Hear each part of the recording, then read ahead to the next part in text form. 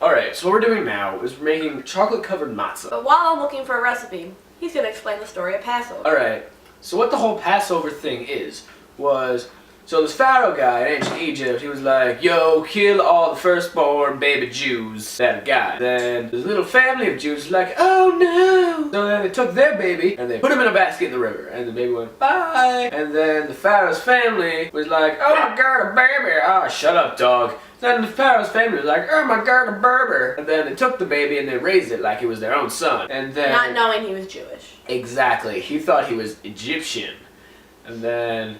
eventually, he finds out that he's not Egyptian, he's a Jew, called Hebrews at that time because the province of Judea wasn't created. That's a history lesson for y'all. That the reason they're called Jews is because they were all put into one little section of the Middle East called Judea. But then, so where was I?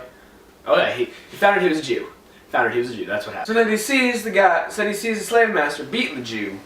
And the Jew's like, oh no, it hurts, please stop. And then Moses was like, oh no. And then he beats and kills the slave master.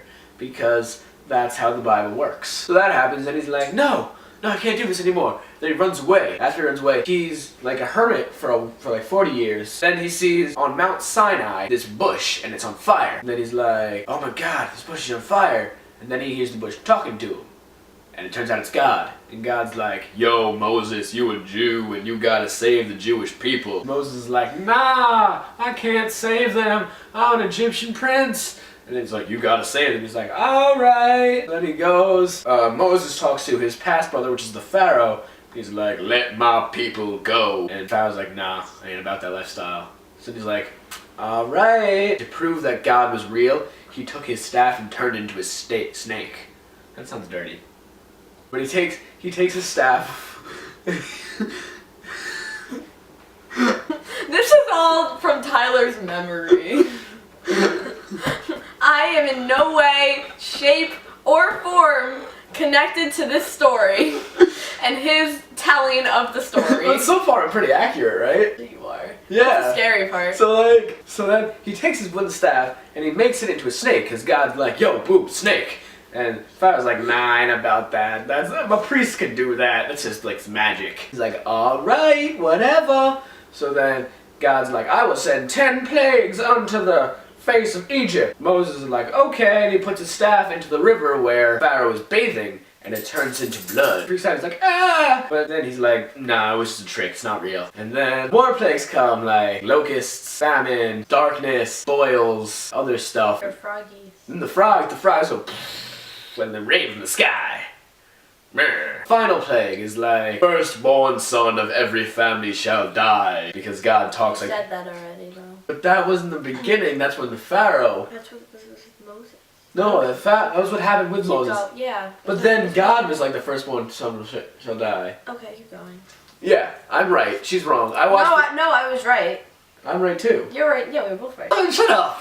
Okay, don't listen. Okay, so God, who talks like Morgan Freeman, is like, the firstborn son of every family shall die, because that sounds just like Morgan Freeman. My impersonation is spot on. But that happens, and then, but the Jews are like, no, but what about our families? Because, like, we have firstborn sons too, oy vey. God's like, take a lamb and paint its blood on the door, because that shows that you're a Jew, and then that means that the angel of death shall pass over. That's where the Passover comes from. They pass over your house. Oh, and then Pharaoh's like, oh no, my son died. I was so close to my son. And then out of rage, he's like, fine, you and your people can go. And then they cross the desert. Like, they get to a sea, and then they're like, oh, okay, what now? And they hear that Pharaoh and his army is like, grrr, and they're marching after him. Oh God, no, what do we do? And the God's like, Moses, put your staff in the water.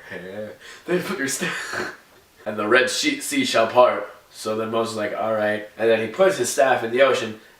You're supposed to be looking up a recipe right now, not on Twitter. Come on. Then the Red Sea parted. And then like, oh my God. So then all the people was like, okay, we'll do this. And then go through the Red Sea. And then the Pharaoh's like, oh my God, what is this? This is witchcraft. Jews on the other side, and once the last Jew gets to the other side, the Red Sea closes on them. And then all the Egyptians are like, oh no, we're drowning. Ah, blah, blah, blah, blah, blah, blah, blah.